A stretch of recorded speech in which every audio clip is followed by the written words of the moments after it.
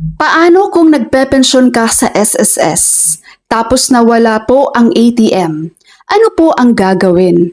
Thank you sa sasagot. Kaya naman sa video na ito, yan po ang ating pag-uusapan. Hi everyone, it's me, Angel. Welcome sa aking YouTube channel. Kapag ikaw pensioner ay nawala or kaya nanakaw ang iyong ATM card na kung saan yan ang iyong DAM sa SSS, diyan pumapasok ang iyong regular monthly pension. Ito po ang mga kailangan mong gawin.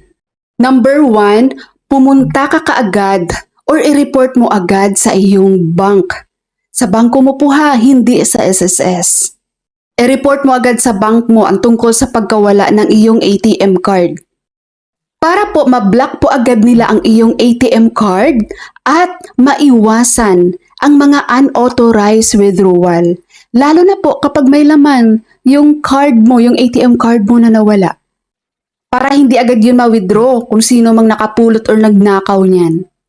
Kung kaya nyo po, tawagan agad sa hotline ang bank nyo guys or kaya visit kayo mismo sa branch po ng inyong bangko. Papalitan po ng bangko yung card nyo na nawala. And don't worry dahil same account number po yan. I-issuehan lang po kayo ng bagong card. Para yung lumang card nyo at yung lumang card nyo guys, kung sino man ang nakapulot nun, hindi niya po yun magagamit. Alam ko pag sa card replacement, no, ang payment ata ngayon ay nasa 100 pesos. Number 2, pagdating naman po sa affidavit of loss, kapag hingian po kayo ng bangko niyan, okay lang po yan. Kahit ito follow nyo na lang yung affidavit of loss nyo.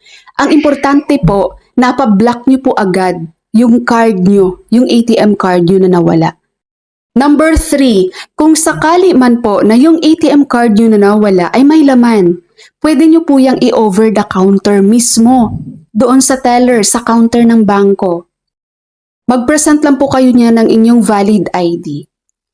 Okay, pagpunta nyo doon habang nagre-report kayo na nawala yung ATM card, no, pwede nyo na pong i-over the counter yung laman ng inyong ATM.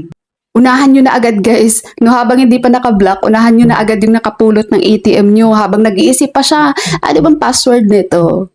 Okay, and speaking of password ha, sa inyong mga ATM card, marami dito, lalo ng mga seniors natin, ang hilig-hilig nyo pong maglagay.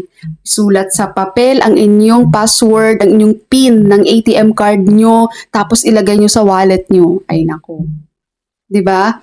Kasi pag yan, paano kapag buong wallet mo yung nalaglag o kaya buong wallet mo yung nadukot guys, tapos nandun yung PIN code mo ng iyong ATM card, edi ang dali-dali lang ma-withdraw ng ATM mo kasi alam na nila yan, saksak lang, andito yung PIN code. Ganun lang. Kaya hanggat maaari po, iwasan nyo pong maglagay ng inyong PIN code, ng inyong password, ng inyong ATM card sa inyong wallet. Alright, and the last one, number 4.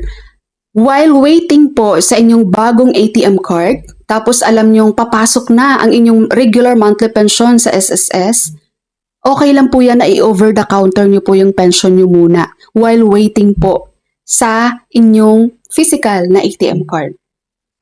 Reminder lang po ha, wala po kayong kailangang gawin na reporting yan guys sa SSS kapag nawala yung ATM card nyo. Ang coordination nyo po na gagawin nyo ay sa inyong bangko mismo kung saang bank kayo. Dahil ang account number, same pa rin naman. Same account number pa rin yan. Card lang po ang papalitan niya ng bangko nyo. So ang inyong regular monthly pension, doon pa rin yan pumapasok sa inyong account number. Hindi po magkakaroon yan ng problema sa SSS. Alright, pensioners, that's all for my video for today. Thank you so much for watching everyone. God bless you all.